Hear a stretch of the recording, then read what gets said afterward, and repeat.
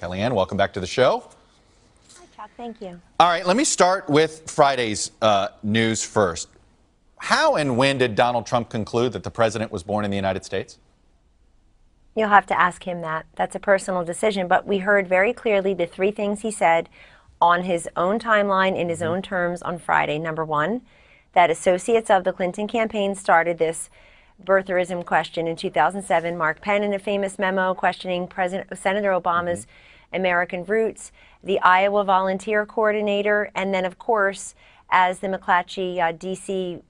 bureau chief at the time, now former Chuck, has confirmed that Sid Blumenthal, big Clinton confidant on the payroll for the Clinton Foundation, went and told him that Senator Obama was born in Kenya. And in fact, they sent somebody to Africa to check it out. So this, Donald Trump was not running for president against Barack Obama in a very bruising, vicious primary in 2008. That was Hillary Clinton. Number two, Donald Trump said he put this to rest. Hillary Clinton couldn't close it, get the information he did. And number three, you heard him say that President Obama was born in this country, period, and he's moving on to all the things he talked about this week: tax reform, child care tax credits. We got the endorsement of the FOP, the Fraternal Order of Police, huge endorsement. They did not endorse anybody 4 years ago. They endorsed the more popular, more likable Clinton in 1996.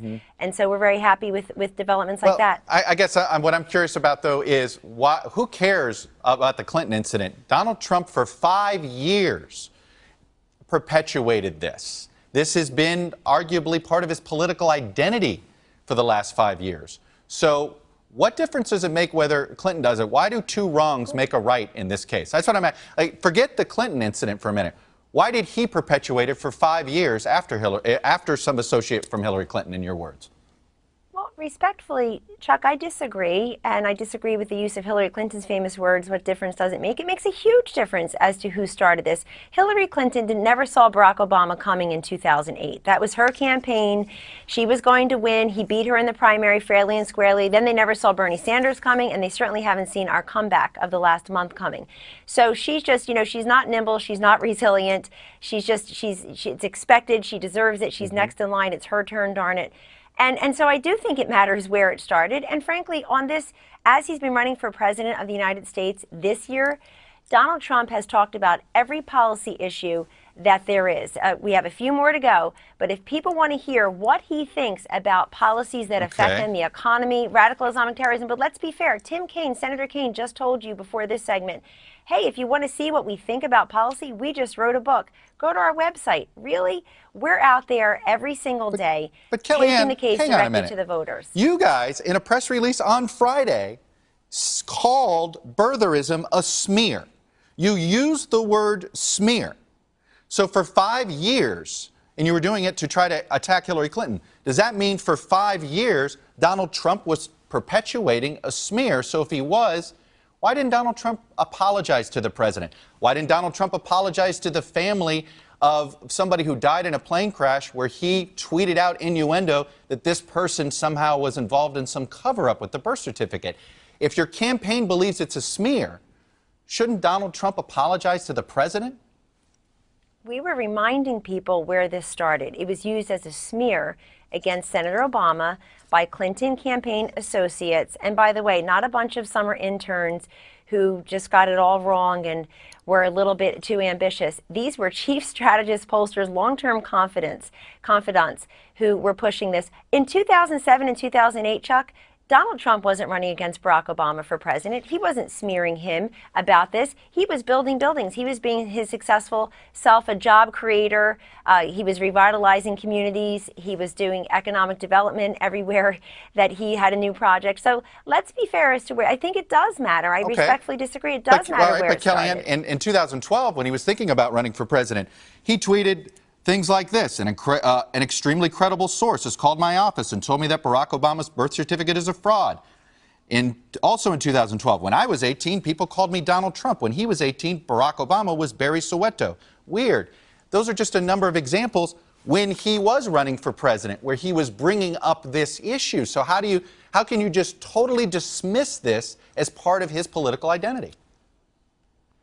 Chuck, I think the only people left obsessed about this are those still covering it. Mr. Trump made very clear, I mean, we hardly get any kind of clarity from the Clinton campaign on very much. And he took to the podium and took maybe a minute or less to state 3 very crisp things. And now he's moved on to the issues people care about. I mean, it's just, I have to say, it's remarkable to me to be out there with people and hear what they want covered. I'm looking at NBC's poll this morning, Chuck, and I don't see this issue anywhere in the top 40.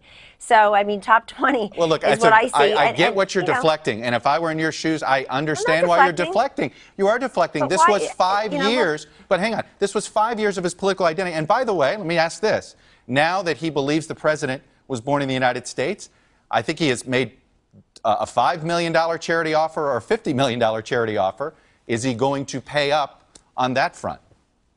You'd have to tell me the details of that before I can answer that question.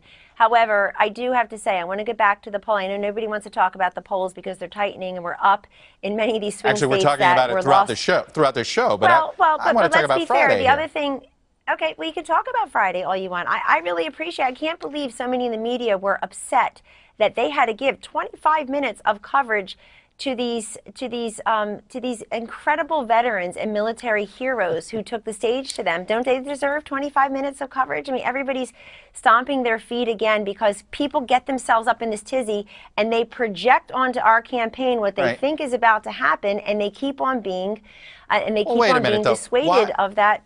I want to talk about the Friday event. Why is he so comfortable using the presidential campaign, teasing out this announcement where he called, I want to keep the suspense going. He talked about that, keep the suspense going. Why did he feel so comfortable using this event on Friday to promote the opening of his new hotel? Is that how he's going to conduct himself in the White House? Our campaign event wasn't the opening of the hotel. Our campaign event were military generals and heroes, frankly, real heroes. First words out of his mouth were nice, showing their support. Nice hotel. I mean, it's pretty clear he was there to promote the hotel as well. Because because unlike Hillary Clinton, he doesn't read everything from a binder that somebody has prepared for him. He's a funny guy. He went on Jimmy Fallon this week and showed America his lighter side, Chuck. He just got up and said, nice hotel. He has gone to other people's hotels and said, nice hotel, nice crowd, nice baby in the front. I mean, seriously. So look, I'm sorry that the media thinks that it was going there for something. They didn't need to go there. They don't need to cover it at all, but they want to cover him.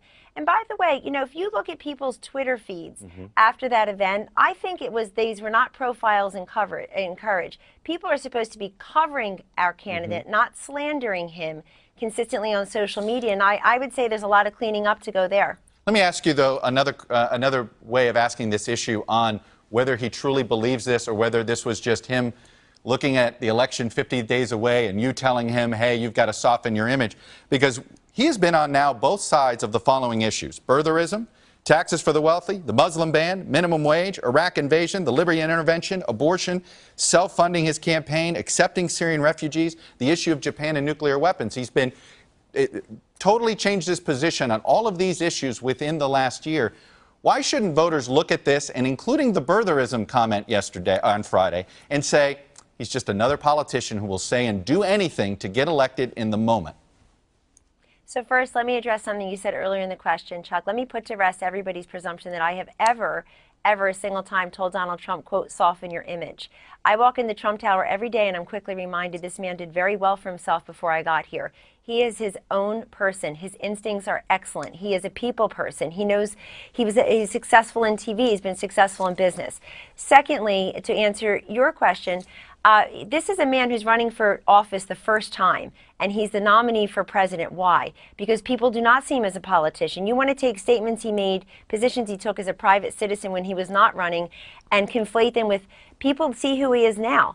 And Hillary Clinton has changed her mind. You just told her running mate, this woman, you very legitimately said to Tim Kaine, Hillary Clinton has these twin pillar problems of transparency and trustworthiness, and she's done nothing to put to rest either one with all these days to go. I would argue that somebody who's not particularly liked and not particularly trusted by the public, as Hillary Clinton is not, really has nowhere to go. I mean, don't they feel trapped that the polls are tightening now, that we're out there giving our message directly to the voters, and they're running $22 million of ads, according to Democratic Congressman Alcee Hastings, quoted in the New York Times in the last couple of days, Chuck, saying $22 million of ad was a waste. And so she's nowhere near where President Obama was among some of these coalitions. Hey, NBC News fans, thanks for checking out our YouTube channel. Subscribe by clicking on that button down here, and then click on any of the videos over here to watch the latest interviews, show highlights, and digital exclusives. Thanks for watching.